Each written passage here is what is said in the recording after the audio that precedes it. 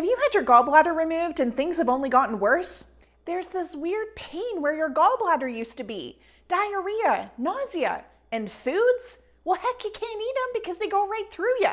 You've asked your doctor, but you're being dismissed like they didn't just take out one of your organs. Just eat a low-fat diet.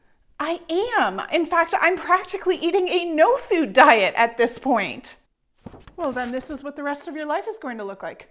Bye-bye now. But wait, some days you fantasize about life before your gallbladder was removed and regret having the surgery in the first place. Now listen, we can't get that gallbladder back, but there's a lot that we can do for you to help you feel normal again.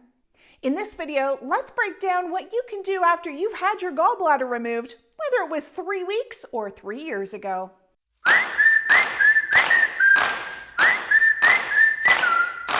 I'm Melissa Lebrecq, nutritionist, gut expert, and as my community likes to call me, the Poop Queen. And we have a health crisis on our hands. Doctors are removing gallbladders like it's a sport.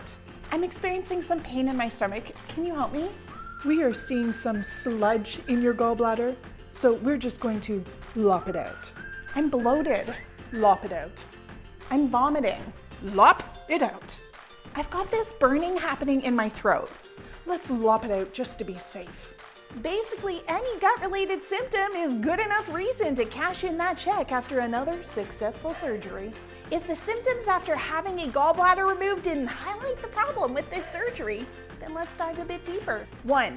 Your gallbladder is best friends with your liver. Your liver produces bile, a digestive enzyme responsible for breaking down your fats, and ships it off to the gallbladder for storage. Now your liver's a lonely little fella, and Christ hears a bile into your intestines. Okay, but seriously, your liver having nowhere to store bile results in a continual drip of bile into your intestines, causing irritation like pain, diarrhea, or constipation, greasy poops, and malabsorption. 2. A gallbladder that isn't functioning at full capacity is a symptom of other gut issues, meaning you had damage and deficiencies happening in your gut before, and removing an organ that supports digestion is simply going to make things worse. But Alyssa, I didn't have any symptoms before my surgery. I'm gonna be bold here and say, yes, you did. This little lapse in memory is simply because they weren't impacting your quality of life like they are now. Besides, how did you end up in the doctor's office in the first place if everything was fine before your surgery? Something was going on. 3. Removing an organ doesn't fix anything. It's a great way to hide a problem, but it's also a great way to create a whole bunch of new ones. You see, we can't go back now. And this isn't meant to make you feel bad for having had the surgery, but you need to understand the severity of this so you'll take fixing your gut seriously. Because there are 2 types of people after having gallbladder removal. There's the type of person who is looking for fast relief so that they can get back to their old life. This individual typically thinks that the pain is short-term and will go away in a few weeks or a few months, so they look for a quick fix to speed up the recovery process and move on with their life. Oh, I hate to be the one to break it to you, but it's not going away. You had an organ removed, remember? The second type of person is wanting to address the damage and deficiencies that led to their gallbladder being removed in the first place, so that they can feel normal again, without the fear of worrying that their symptoms are going to come back.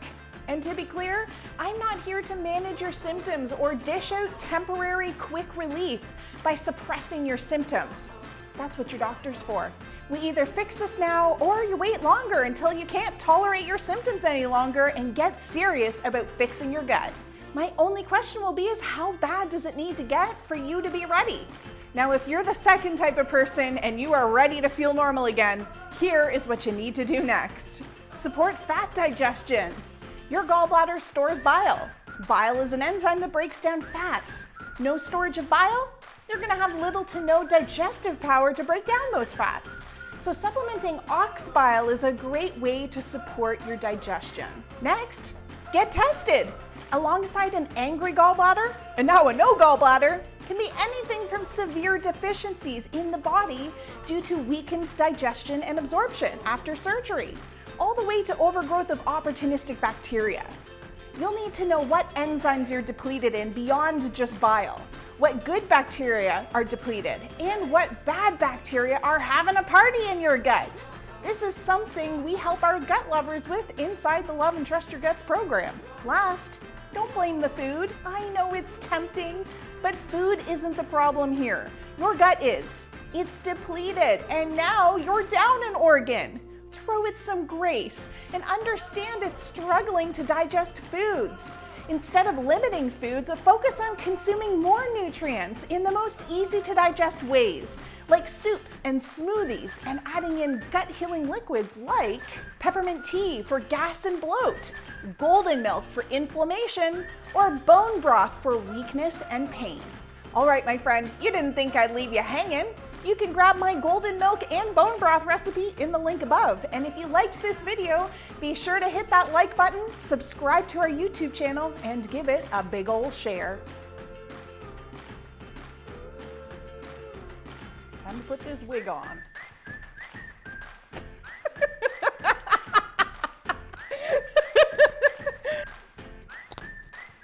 What in the hell? Ooh. Ah. I feel like she needs a bang trim.